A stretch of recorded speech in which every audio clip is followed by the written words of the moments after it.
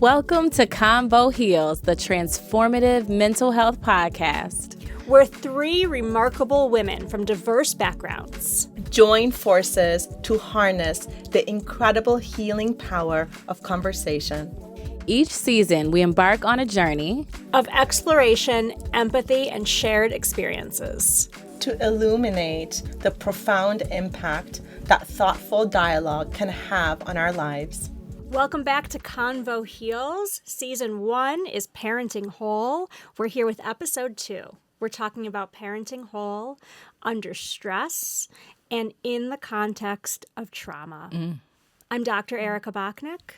Dr. Brandi. Dr. Raveau.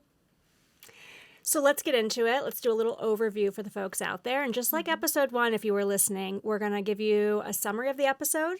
We're going to give you a segment on the science, a segment on the wisdom, and a segment on the practice. You can listen to just one segment while you're washing the dishes, driving the kids to school, or you'll listen to all of them and you'll get the whole conversation. But we really thank you for being here and being a part of the conversation. It's the convo that heals. All right, so stress and trauma. Woo! Where do y'all want to begin? A nap. That's where I want to begin. But isn't it so crazy? I mean, we've been studying the effects of stress and trauma as researchers for, well, me, I feel like I'm the senior person here. So I've been doing this for decades. And it feels like lately everyone is talking about stress and trauma, right? But it's been our love affairs for a long time, hasn't it? Yes. Yeah. It's a singular... As academics and researchers. It does feel like a singular dimension to the conversation, too. And I hope you get into the science of this. I mean, stress and trauma is bad. It's all bad. All bad. That's what the popular conversation is saying. Right? Yeah. Yeah, that's so true. But it comes with, I think, the stages of grief. Feeling angry.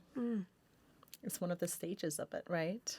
Yeah. Yes. I think what a lot of people are going through as they're getting their hands on some level of information, learning some things that are science-backed or not.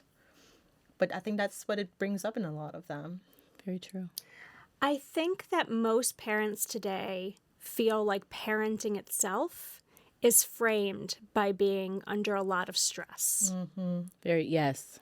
It feels like that experience is very much how parents define parenting. And I really wonder, sometimes it's hard to think outside of the conversation you're a part of, right? So I really do wonder if it has to be that way, if that is the context we're all living in. We've talked amongst ourselves that we're part of cultural communities where there's a really kind of a push-pull, a tension with talking about trauma that our people, for different reasons and in different ways, really value pushing ahead, not necessarily stewing in the past and the trauma, but really thinking of ourselves as strong, right? And that has the, strengths and its challenges. Yeah. You stated a question, does it have to be that way? And I feel like it doesn't only have to be that way. Like, because I've said this before, confession. Like somebody's talking about their kids or they ask about my kids and I'll say, even you asking me is making me tired. Sometimes that's how that feels, but that's not only how that feels. So I don't think it's only that. I mean, sometimes parenting is stressful and sometimes it is hard, but that's not the only narrative. But I do think it is one of the most important jobs we will ever do. Absolutely. And so people feel the weight of it as they should. Because it's such a significant role. Yeah. And I think, clinically, when someone tells us they're anxious, we have them reflect on, well, is the thing important? You are worrying about it. You're stressed about it because it's important. It would be weird if you didn't feel stressed.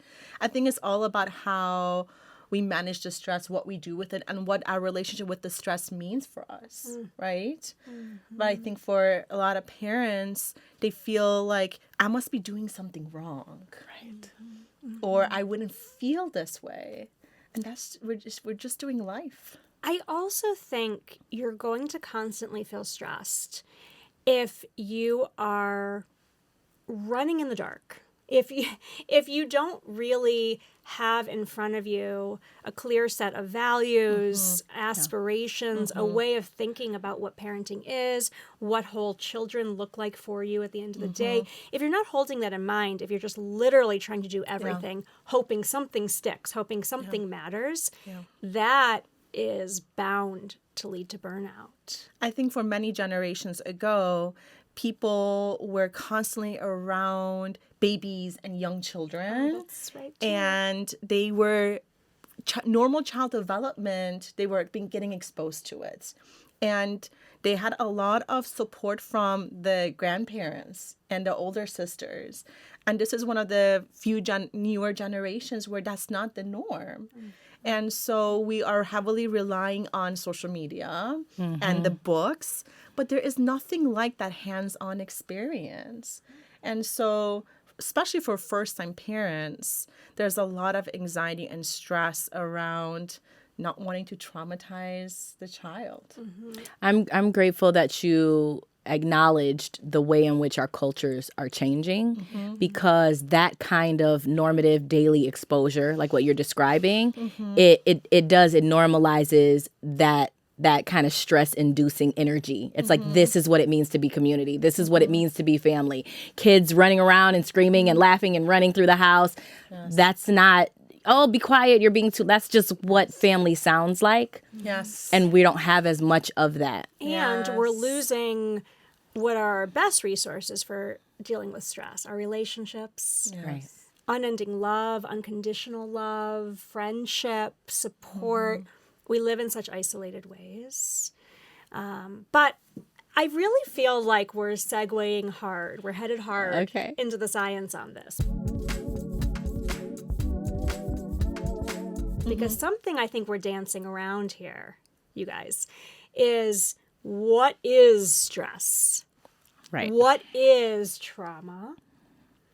So, I got to geek out on this. I got to talk about it from the scientific perspective on this, which is not the only perspective. But what's interesting about these words, stress and trauma, is that there's been, in kind of the Western psychological sciences, a pretty fraught conversation over the last 100 years since the Industrial Revolution. PTSD, post-traumatic stress disorder, the main diagnosis, mental health problem diagnosis associated with trauma, is relatively new. You all might remember that we used to say women were hysterical instead of stressed, traumatized, depressed, a whole range of things. And then after the Industrial Revolution, lo and behold, men who were coming into accidents with machinery were demonstrating hysterical-like symptoms. And so now this must be a thing. And we've started defining trauma ever since then. But ever since then, there's been hot debate among the leaders in our field about whether or not there should be a category of things that are universally stressful and traumatic. Or if this should be something that is defined by the person. So we could really talk at length about that. But what that has then really motivated a lot of us to do who are conducting the research on trauma and stress is to say, okay, functionally, what do we mean? So here's what it is. Stress is not good or bad. It's neutral. It's a force. It's something that promotes potential for change. Where stress becomes bad, so to speak, is when you aren't able to adapt in the face of it. But the stressor itself can be a positive thing. For example, moving to a new home, or making a new friend, or getting married. Those kinds of experiences, in fact, can even be traumatic. Because what trauma is a kind of stressful experience that creates an adaptation through which you actually make a change. You become different in some way. Now, we think about the word trauma as mostly when something terrible happens. So we don't want to think about it as changing who we are or defining us. And so we can get into that. But we would do well to understand trauma as a kind of process of learning. Because what the brain starts to do after trauma is say, okay, we didn't see that coming. So now a thing happened. Now we know something. And we've got to pay attention and look for it. And when that becomes problematic, it can create what's called hypervigilance, which means you're always on guard and you're not able to focus or pay attention to anything else. But Dr. Brandi, as you were alluding to, sometimes it makes you wise. Sometimes it makes you love harder. Sometimes it gives you a new set of skills. There's a whole body of research called post-traumatic growth. My fave. How do we adapt? How do we change for the better? So something I really want to get into today in the science, if you all indulge me, this is one of my little soapboxes. Okay, so everybody out there, you've heard the term, I know you have, you've heard the term fight or flight. Dr. Raveau, would you give them a little definition if they haven't heard what this means? Yes. Fight or flight is when our body goes to this state of survival because on some level it has perceived some level of threat. Sometimes it's very conscious, sometimes it's subconscious. Sometimes the threat is there, sometimes it's our faulty neuroception based on our brain wiring or past experiences. And from the moment that the nervous system and the brain has perceived the threat, it starts getting the blood flowing to our skeletal muscles away from the major organs. And we get ready to either run away, fight, or freeze.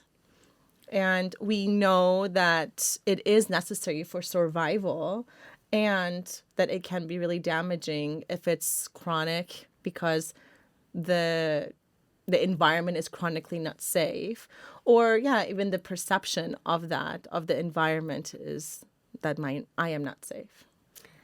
So get ready, because I'm going to break all of that apart. I know that that's what we've been told for a long time, and Dr. Raveau was just summarizing and quoting a lot of what we understand from the neuroscience, the scans we're doing on people's brains. But here's the thing. We're learning every day about the human body, about the brain. The methodology that we use to study the brain-body connection is very, very new, and it's mostly from animal studies. So we don't really know functionally if shocking a rat and seeing its reaction is the same thing as what happens for let's say me when I get the jitters up on stage in front of a room full of people. Is that the same? Is my brain and body doing the same thing?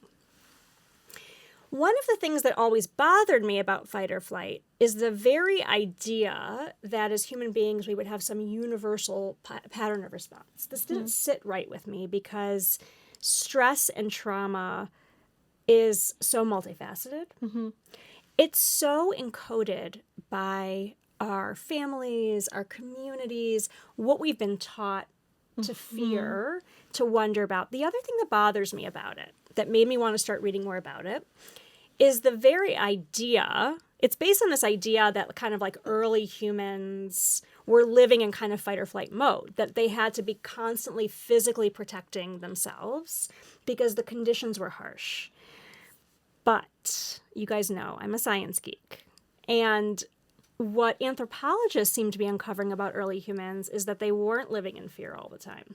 We, modern humans, we live in fear much more. Early humans were wandering a lot. They were taking a lot of risks. They were affiliating with new groups they would meet up with, and then they would move on. Actually, it sounds like they were experiencing a lot of joy.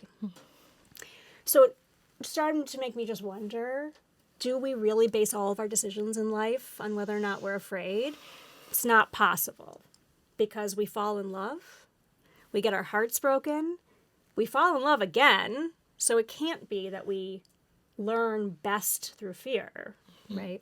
So all these things started to, sort of come into my head, and I thought, I want to really learn more about where fight or flight comes from. Why do we say this? Okay, so there's this guy, William Cannon, I think in the 1950s. I think it's 1950s. And listen, you guys, he was not a psychologist. he was an animal researcher, and he was interested in gastrointestinal processes. And so he had some dogs, and he noticed that after they got stressed out, their eating patterns changed. And he was curious about that.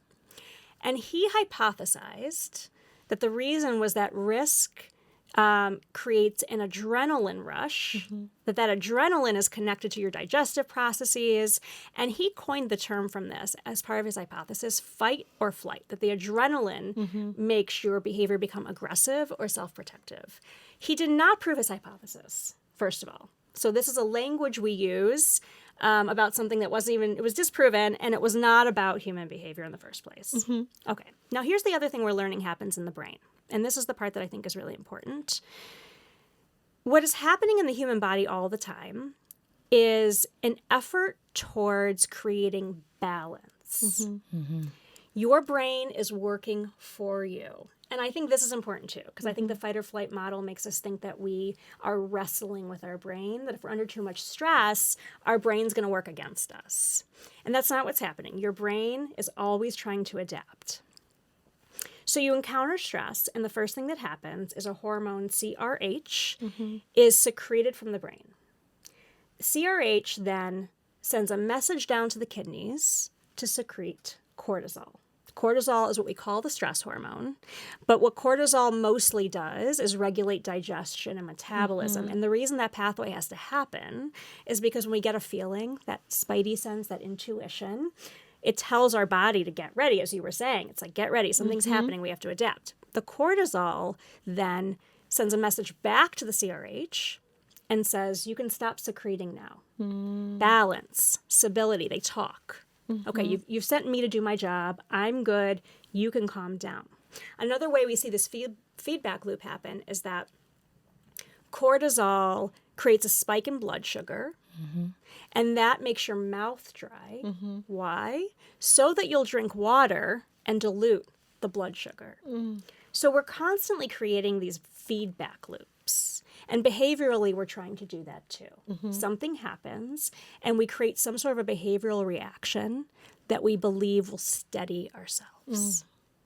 Now, I think the reason that fight or flight feels so real to us is not because the brain is forcing us to do it, but because we have learned over time in this kind of modern world that those are the choices available to us. You either run or you fight. We don't teach each other anymore how to relate and wander and seek comfort and problem solve together.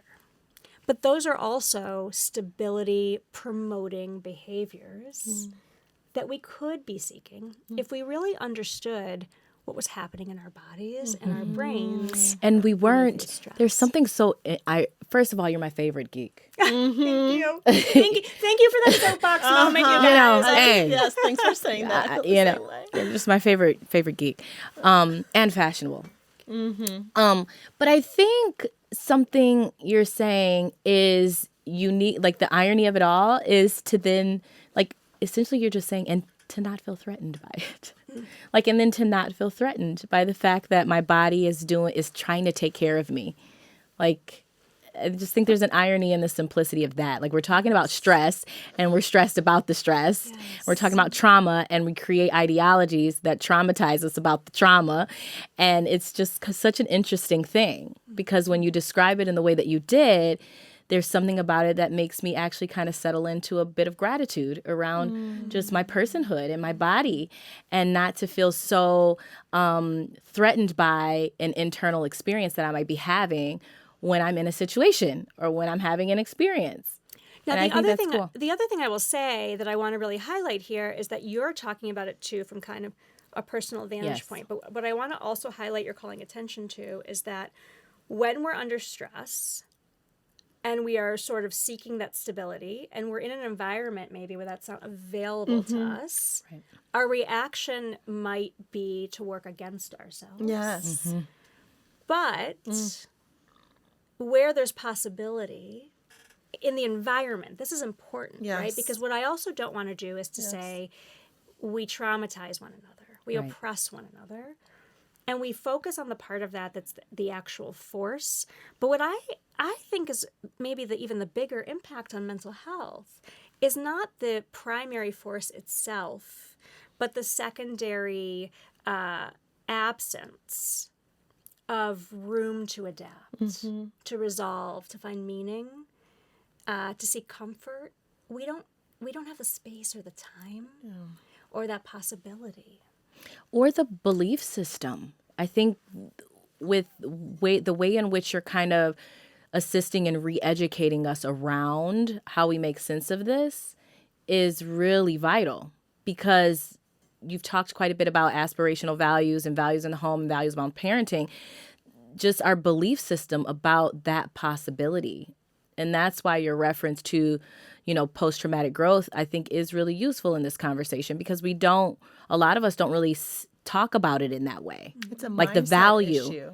It's a mindset issue. If your mindset of your family or your culture is that some things are good and some things are bad, and that it is not, there's good feelings and there's bad feelings, right? And there's a way to react when you're feeling a certain way, and there's not when it's so black and white, then you're going to be so limited. But I think the moment we change our mindset, and so much of it is in the psychoeducation piece for families, where it's okay if we are feeling mad or stressed or anxious, that opens up the door to a whole nother way of being. But people don't have that, and it's a very foreign concept to them. And I think, again, for me, it goes back to this idea of grief, because when you teach a parent that it is okay that you are feeling stressed or that you are anxious or you're feeling mad and overwhelmed and overstimulated and stressed, that is not the problem. To trust your body. Your body is trying to do its work. Tune into it. And how can we, as a community, tune into each other? Versus let's just minimize and suppress and shut down. I think it's like, wow, like of all the years I've lived without this, and being aware of the work it will take to trust it again. Dr. Brandi, we've talked about we've made reference to post-traumatic growth a couple of times. Do you want to summarize that scientific concept a little bit for the folks? Yeah, and just in a nutshell, in a really general fashion, post-traumatic growth is this kind of posture or this position of understanding that recognizes that there's a lot of value that comes from, experiencing, enduring, and navigating through what we deem to be traumatic life experiences or stress-inducing experiences, whether we're talking whatever they call small t, big T, complex, there's all these terms around trauma, and how as a result of that, you kind of alluded to it earlier, you can come out of it with a really restorative perception or experience, not just of yourself, but your world. And the domains that post-traumatic growth focuses on is spirituality, relationship. I think, what are some of the other ones? There's 2 others. There's 4. Optimism.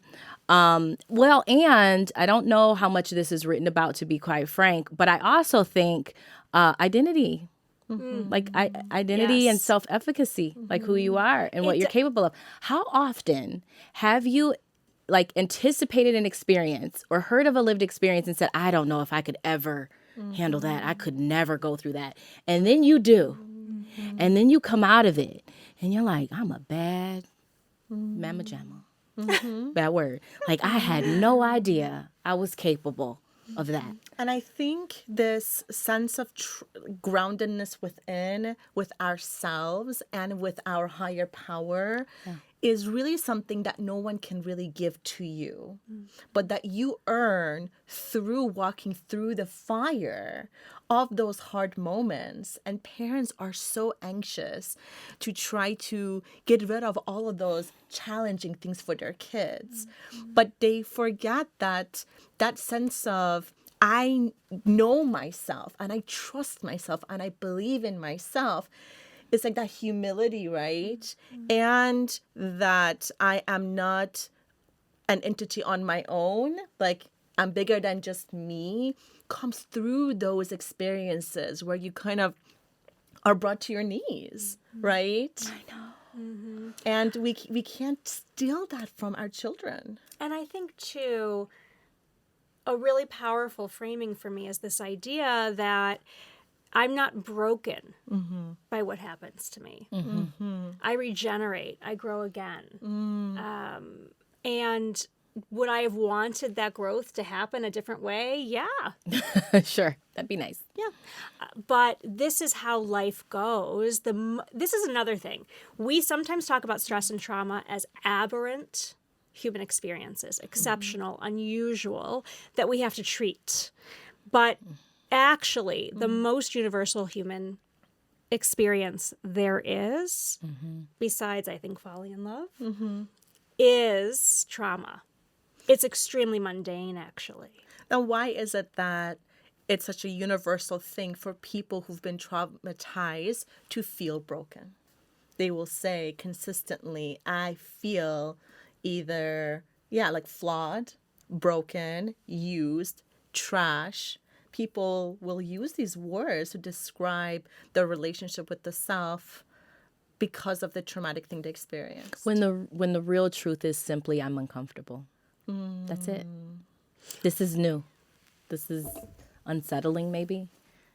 Well, I think the other thing to name, though, and this is also a research-based idea, but also we know it from the lived experience, is the reason that happens is because we live within broken systems. So the reason people feel broken by trauma is because access to healing. So, right, what we're saying is we need room to become even more fully who we are. And that is only afforded to people who have the most power and privilege. Such a good and point. who write the rules. And we're all just trying to access some sliver of that. So the people who don't recover, right, we have to shift how we think about healing. It's a group project. It's a collective process. Because if we don't give each other real space, if we can't create more belongingness in the world, then we can't expect people to really heal. I can really appreciate that you're naming that, because that's a big inhibitor to that which is actually quite natural. Like this idea of kind of normalizing a trauma-based or a stress-based experience, but being able to move through, navigate, collectively heal is awarded to some and not others in different ways. And I think tuning into the broken systems makes a lot of people feel powerless and helpless and hopeless. So they internalize and say, I am broken. And it's a way of coping. You're not broken. All right. Like, So yes. I hope a few therapists heard us here rip apart fight or flight, and that we're going to talk in more expansive ways with our clients and patients and communities about affording one another space for adaptation. Let's move on next to the wisdom, the cultural wisdoms about facing stress and trauma and parenting children who can do the same. There's a story that comes to my mind. I think narrative is really powerful, and stories really bring to life like the value of some of the science. And as you were talking about this, I don't know where I would qualify this as a trauma, but I recently induced a trauma upon my children where I stripped away the video games. I mentioned this to Erika, where we had a conversation about how the way in which, and I'm not necessarily endorsing this for everybody, but I'm telling you how this showed up in my family, where we talked about how the culture in our home wasn't vibing right with the video games. I was like, I don't think we're a family that really plays video games that much. I just don't think that matches what we're trying to do here. So long story short, we stripped away the video games. My children were really just heartbroken about this. Yeah, struggling. It felt like a major punishment. A major change. A major Something change. to adapt to. Yeah, something to adapt to. And they felt a little blindsided by this, like, what? And so I had to really talk with them about how they were going to internalize what was happening. I was like, you're not being punished. I know it feels that way, but you're not being punished. You've done nothing wrong. I've made an observation about the energy in our home, the relationship that's going on between you and your brother. And I apologize, actually, because I've put way too much responsibility on you to do something in the way they were navigating these games. And then I said, I think that what we might want to do is community, belonging, is figure out how to reconnect to each other differently. So like, let's get paper, and we got all the crafts, and we wrote out all these hobbies. Like, what are some things you're really interested in, or some things you really want to try? I'm like, me and Daddy are going to invest in this. We're going to invest in this. This is an opportunity for our family. And fast forward, we had a whole conversation. You're not being punished. And also, you're going to ask me every day when you're getting the video games back. You're not. Like, we just don't do this. And so fast forward later, after a few days of side eyes and them cursing me on my head, my oldest son comes to me crying. He says, "Can I talk to you?" And I say, I'm pausing for suspense. And I say, "What's up, baby?" He says, and he starts to cry, and he says, "I don't know why I ever doubted you." And he goes, "You know, I really miss the video games, but," this is about 2 weeks later, actually. He goes, "But I'm getting so much better at my music. Like, my career is going to be amazing." And he's like, "I'm getting so much better." And the reason I'm bringing this up is because this isn't what we deem to be trauma, but you were describing, Hasti, how you adapt the adaptation as a result of that tension, that physiological tension or that psychological tension brings so much value. And I felt like if I didn't have tolerance, because I really felt bad, if I didn't have tolerance for all the crying and all the tears and the mean stares and, you know, their misbehavior, how like all the times before I kind of would have folded or whatever. And I think that is just a microcosm of the cultural wisdom around what is the value in this home? How are we going to curate that? What kind of decisions do I need to make?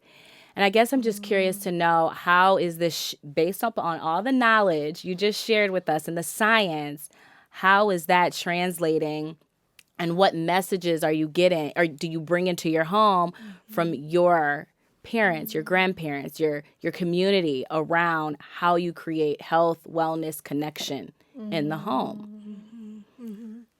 Well, I'm reflecting a bit on the beginning of my own parenting journey, which I think is in many ways not typical. I feel like in many ways I entered motherhood through trauma. As you guys know, I conceived my first child, I think a month after my brother died of suicide.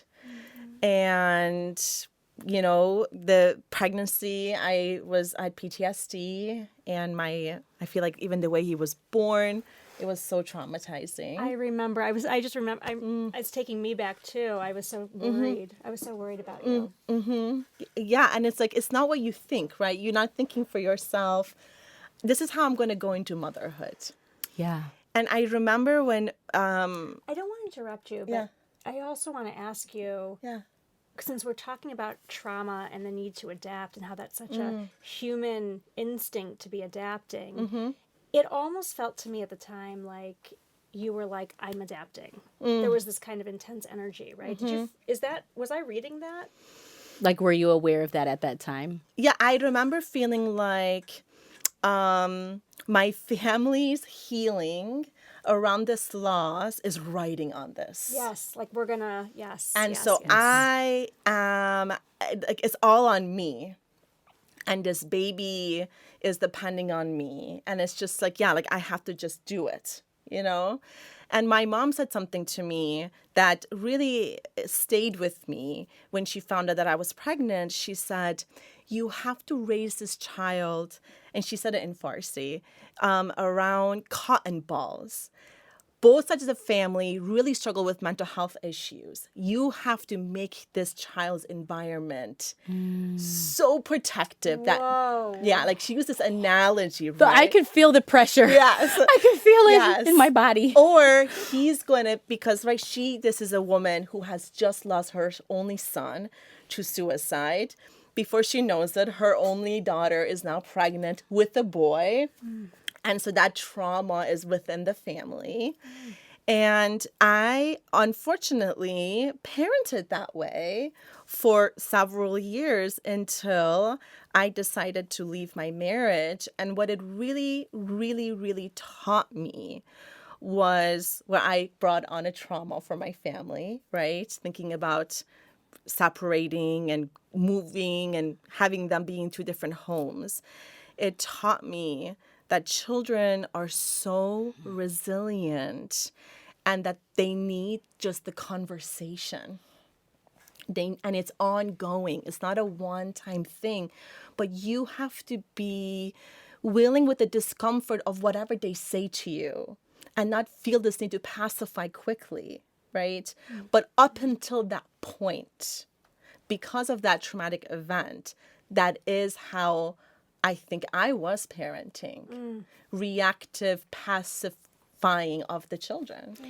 The stories that we're sharing are very different in a lot of ways, but the thing that sticks out as singularly unifying is exactly what we're doing, how the convo really can heal. Because what you're describing is the value of the conversation, like giving language and narrative and kind of patience in the ushering of one lived experience to the next, to another one. It's not like preventing it from happening. Yes. And all the stress and anxiety and pressure that comes from preventing whatever this thing is from happening. It's about, how do I hold your hand? How do I usher you through? How do I help you think this through? How do I help you make sense of this and get comfortable with the discomfort of how that feels? Yes. You know, something it's making me think of as my own cultural wisdom, but also a tension, is that I'm an Ashkenazi Jew. I'm white, and I'm Jewish, and sometimes I don't experience full whiteness, and sometimes I am fully passing. So I've been thinking a lot about those tensions and how they show up in the everyday and how I'm parenting children and what I see around me. And it feels like there's this pull from American whiteness to not talk about hard things. Yes. Because if we don't talk about them, they don't exist. They only exist for other people. That is the privilege of whiteness, that you can escape the conversation. But that's toxic for me as a Jewish person to lean into, because we will always experience stress and we have to be ready for it. That's our conversation. And a wonderful gift of being Jewish is that we do not shy away from the gritty conversations. It's literally in everything. And over the years as a therapist, parents are always calling me and saying, how do I talk to my kids about death in the family, shooting at school, this terrible thing that happened on the news, et cetera, et cetera. And I always say, there's no answer to this. You have to start with, first of all, what you want your kids to know, what you think they need to know, but also, what is your family conversation about things? In my family, part of being Jewish is that my kids hear very young about people harming each other, about really kind of gory things, actually, really hard things to hear. We talk openly about all of this stuff. Yeah. And so it makes all the conversations about stress and trauma, even the small things in life and the big things, so normative that they are not frightened by information itself. Sometimes parents are afraid, and I think this is the whiteness, are afraid, am I traumatizing them by talking about it? Well, it's the quintessential protect their innocence. Protect their innocence, as if it can be protected. Right. Yeah. Right. You can't, my favorite geek, you can't not have this conversation without talking about resilience. Can you speak to that? a little bit. Yes, Dr. Brandi asked me to do this because this has also been kind of a reckoning for me. I started in my career wanting to focus on resilience traits in children and in families, which means despite stress and trauma, what makes people heal and well. So we've talked about some of them. If you listen to the science segment, Dr. Brandi started us on a conversation about post-traumatic growth and the things that can help us cope. Spirituality, for example, is really important. But the idea of resilience itself is fraught because we keep putting this on the individual to be fine. And the more the world traumatizes us, the less capacity we have to just be fine. And this also goes back to this thing about resilience actually existing at the level of societies. Are we resilient societies, meaning do we offer space for people to be well and to heal? And isn't it so funny? I'm going to quote Dr. Rihanna Anderson again. I quoted her in the first episode. Here she is coming up again, episode 2. She said on a panel I sat on with her once at a research meeting, a rubber band is meant to stretch. That's its function. And just like we were talking about in the science, the brain is meant to create balance and adapt. But if you leave that rubber band in the sun, it loses its stretch. But the problem isn't the rubber band. It's the sun. It's the lack of shade. It's the lack of possibility, flexibility. So I think it's a challenging concept, but at the same time, I think for me what it is to be Jewish is to accept stress and trauma as a constant, to not be frightened by it existing, to learn how to not be frightened by my children experiencing it, and instead really putting my energy into the things that do promote resilience, at least for us. And that's the thing, too, is that there's no universals. For us, I know that strong communities, strong faith, positive identity, and really linking arms with one another creates resilience, strength, perseverance, and it always has, generation after generation. And to be able to talk about that, that is the conversation my kids need. And it's its own kind of trauma if I try to not talk about it, not have the conversation. Because now I'm just leaving them alone in that struggle. Yeah, absolutely. I think one of the clear cultural kind of nuggets that was passed down to me that I kind of try to pass down to my children, like an heirloom, is the notion of what we've discussed as divine optimism. And this concept of like, I'm capable and I will be okay. Even in moments when I don't necessarily feel okay, that's okay, and quite normal, given the circumstance. So I'd love to hear more about like that. What are the things that kind of that you carried from your own background that you're kind of extending to your children?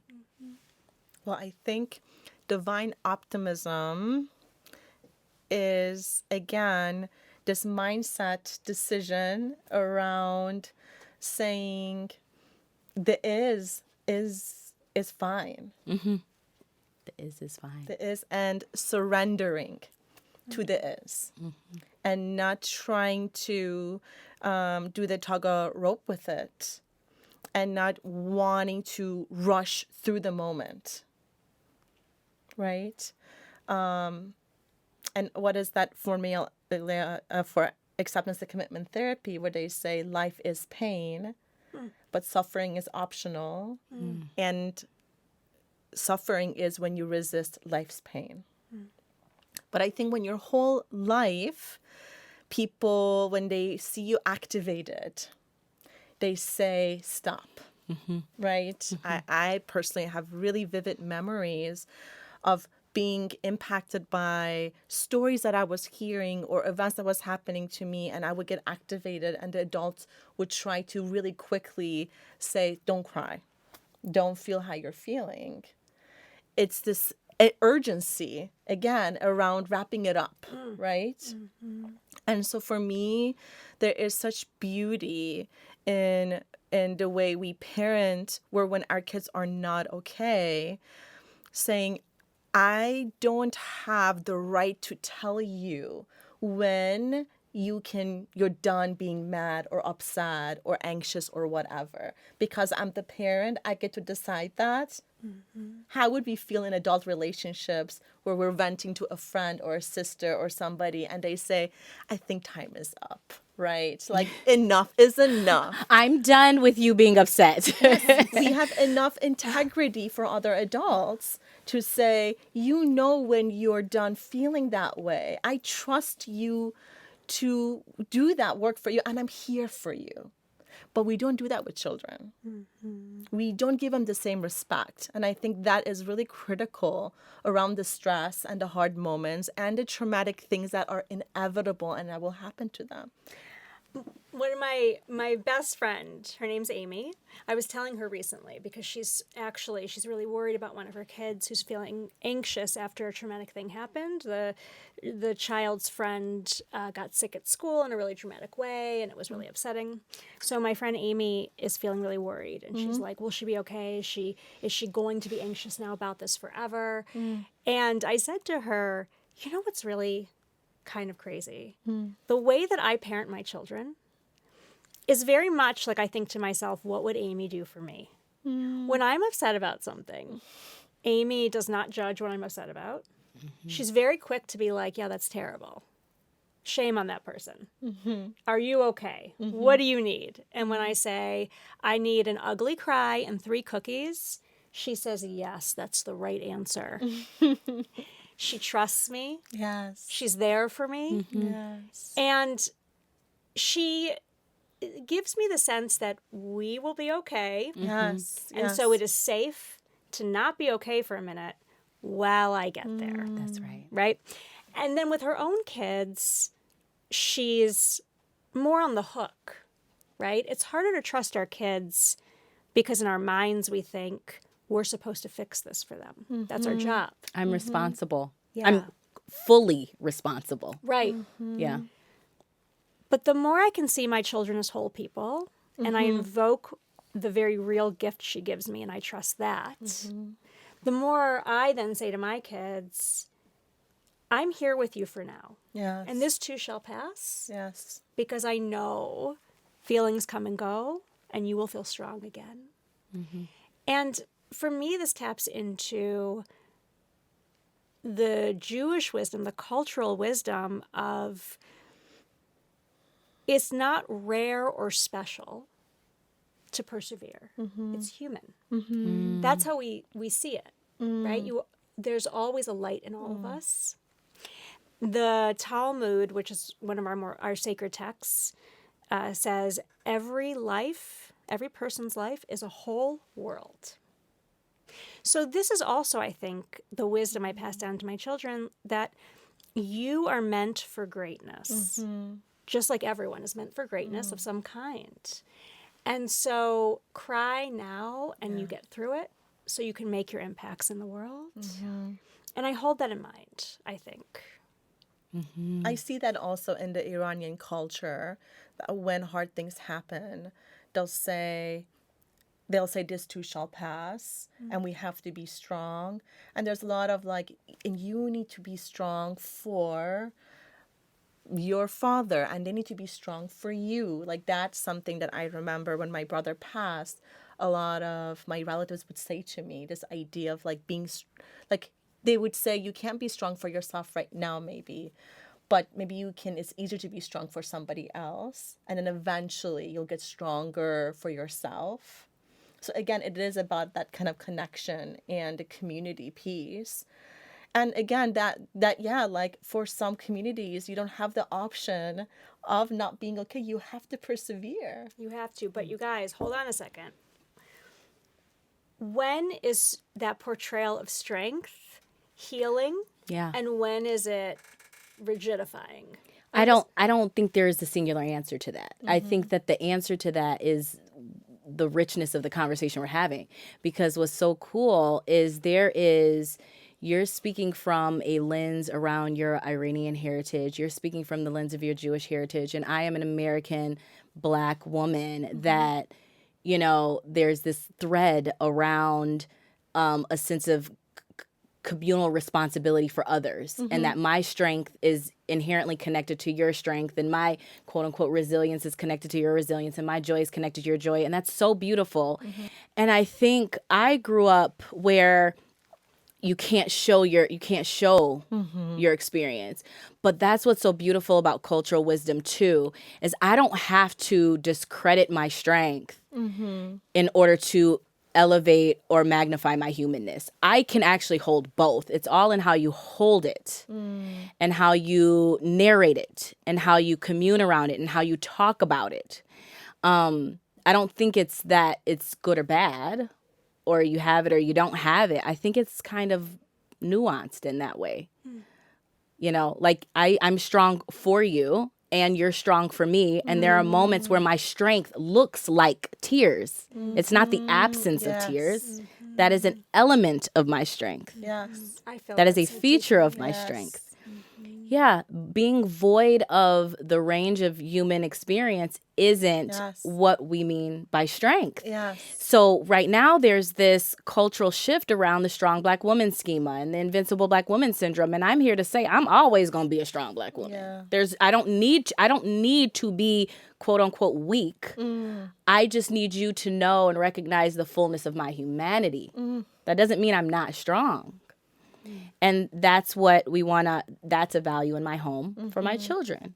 I also think that we need to have tolerance for diversity within communities in how we move through traumatic events and stress, especially when there is collective trauma, when one person is slowing down and feeling lethargic or more prone to crying, that has its benefits. It helps others kind of slow down too and tap into the part of them that is holding on to that, right? Another person might be the one that is focused on the doing, right? And they're like, hey, come on, let's go do something, right? And they activate that energy. Another person's more focused on making sense, making meaning, connecting to higher power. I think we have to have room for that and not say it has to be done a certain way. And I think what grief and trauma has taught me is that every season changes. We're always dying into parts of ourselves and then being reborn into other parts of ourselves. But we have to make room for that, not just for ourselves, but also our children.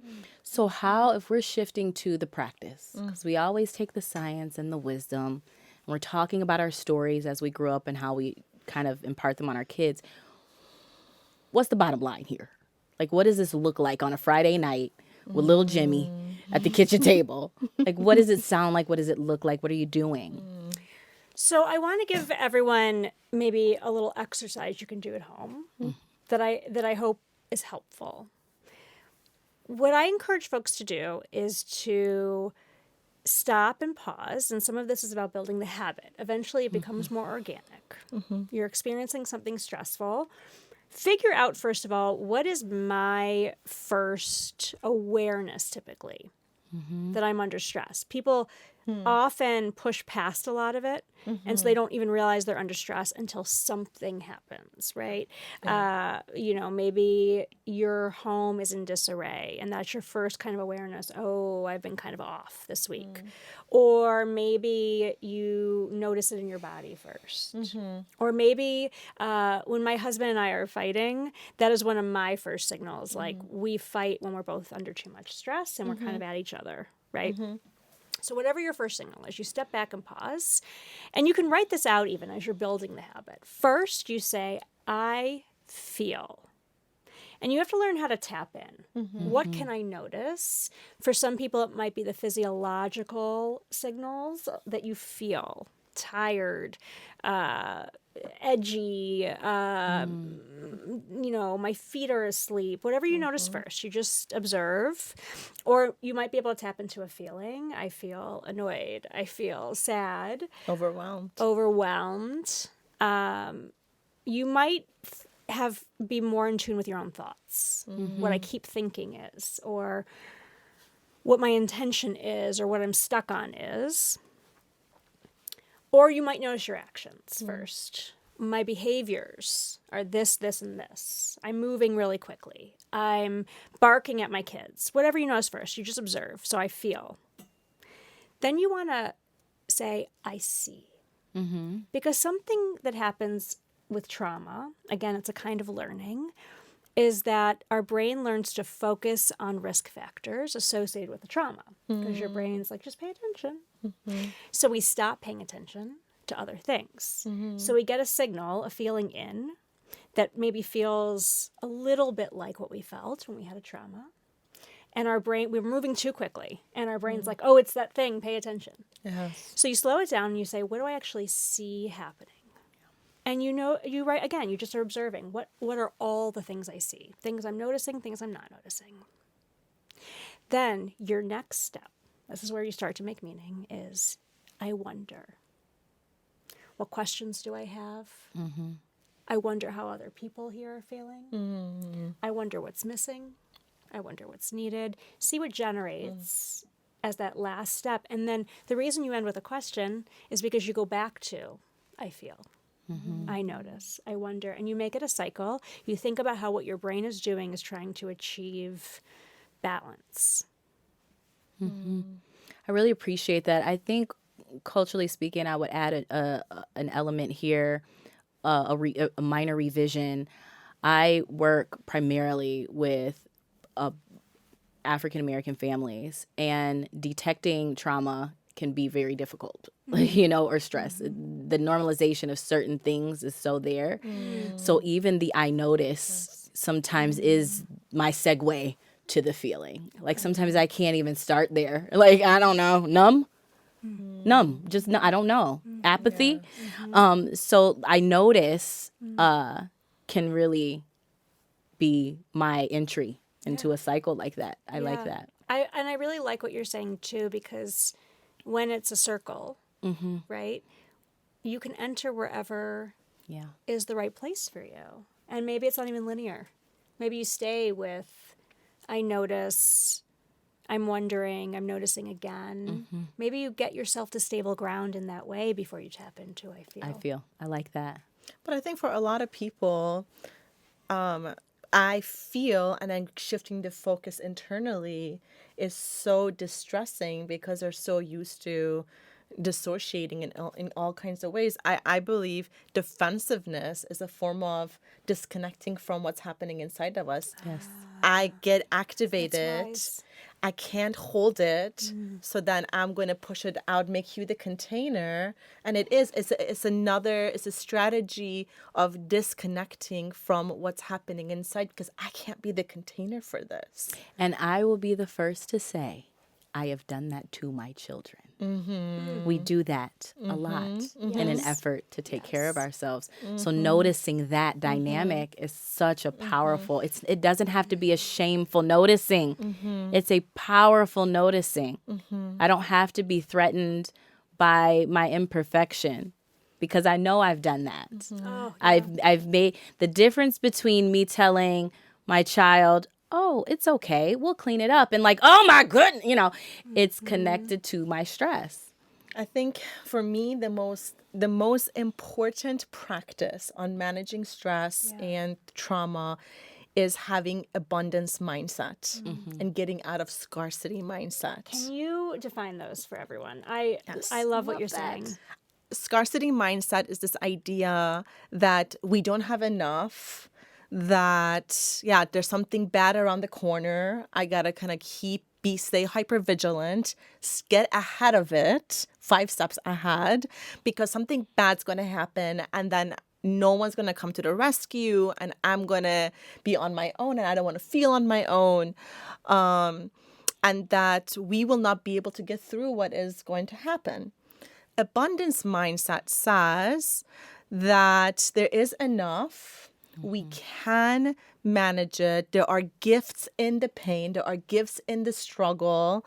If it's hard, it doesn't mean that it's bad. Maybe it's meant to be hard, right? And that's exactly where we're supposed to be right now. And there is, I think this idea that the gifts of life are in the hardness of life. If we are willing to receive it, if we want to open our heart to it, right? So for me, it's a lot of it is about shifting that mindset and saying life will unfold as it's meant to unfold. And I don't have to live looking over my shoulders constantly. And that I trust that I will pivot as needed. That if that worst thing ever in my mind was to happen, let's just say, I am resourceful and I am loved by my people and I am protected by my community, and collectively they'll help me pivot. I don't have to work so hard to stay ahead of it. What if I don't believe that? Well, I think that's problematic. Well, this is what I'll say. Only because it feels... Or maybe reflective of the situation. It feels fair to say. Like, Yeah. what if I don't believe that? I can imagine somebody being like, that's nice that you feel that way. I don't feel that way. I'm of the belief that I don't have to fully. I can just declare it, though. It's mine to declare. I will be, so sometimes internally it feels like, yeah, I'm a badass. I can do that. Yes. And then sometimes it's like... but I'm going to claim it as mine. So maybe even if I don't believe it, maybe I can at least declare it or, aspire for it or something. And maybe my ability to tap into it comes from my own privileges, right? From my education, being a clinical psychologist, from having most of my friends being mental health providers, from having financial stability as a businesswoman to care for my children and myself. So much of it is your environment, and it has such a big impact on what you are able to access. I'll tell you what's so cool about this is I do believe it. And I think the reason I believe it is because I've done it over and over. And that's the magic of the trauma. When you've endured and you've navigated before, over and over and over, that's where my belief has come from. And that's why we get to gift that part of life to our kids. We don't want to, you said earlier, like we do not want to take that away from them. I just want to give a little counterbalance here because I'm realizing in this conversation, we've talked a lot about capacity and possibility and growth. And I think it has to be said, it's also true when sort of really learning how to grapple with a stressful life in a stressful world, you're allowed to have limits. You're allowed to not always be growing and for not every moment to be a chance to be a creative problem solver. And I don't think we're not saying that, but I do want to add that. And actually, I'm laughing a little bit because this is something I've learned from my children because I have always been very type A, where there's a will, there's a way. I'm going to white knuckle my way through it, whatever it takes. And my children are a little more chill. And sometimes this comes up for me with some tension because I'm like, we are hard workers. And sometimes my kids are like, I think I've studied enough for that test. I'm good. And I'm like, don't we just like kill ourselves studying? Isn't that what you're supposed to do? Just study and study and study, or practice, practice, practice? What's happening here? When do you decide it's enough? And I realize it's triggering for me this kind of like, child of immigrants, grandchild of immigrants, like it's never enough. You have to always be pushing the limits. Yes. And so it even comes, what they've taught me, even in these like stressful moments when I'm like, I'm an octopus. I can grow another limb and make this work. I have this moment where I'm like, no, I'm actually hitting a wall here is what's happening. I'm just going to be late. This is not going to happen perfectly. I have to say no. And I think that's a really important message as women and as mothers. I wanna really make sure we're putting out there.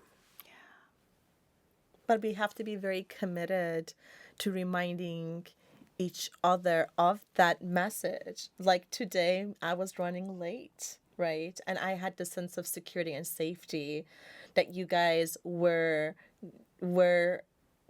not going to love me any less or be disappointed in me, right? But we have that within each other because of our commitment to sending certain messages to each other over and over and over and over. So much of it is on what is said and how we show up. And I think a lot of women and a lot of mothers struggle with that vulnerability. They hold back, right?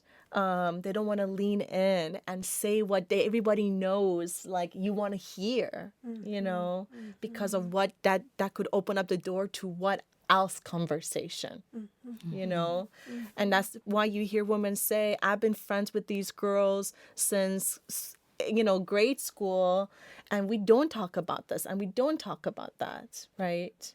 And so I think it requires a major commitment to hear the same things over and over that is essential for the post-traumatic growth to happen.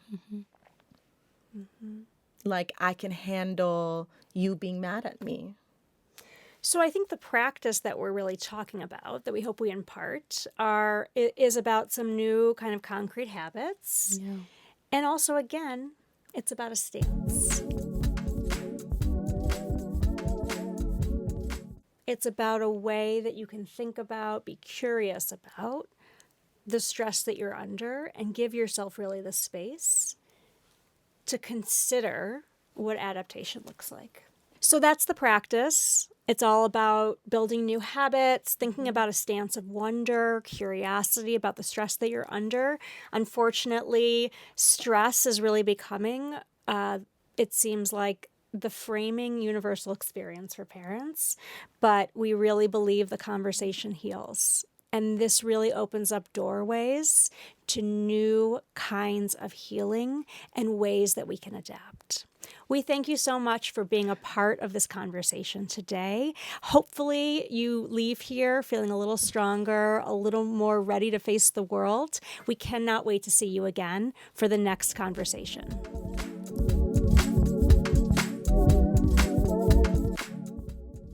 The Convo doesn't stop here. For links to the resources and research mentioned in today's episode, head on over to the show notes at convoheals.com/2.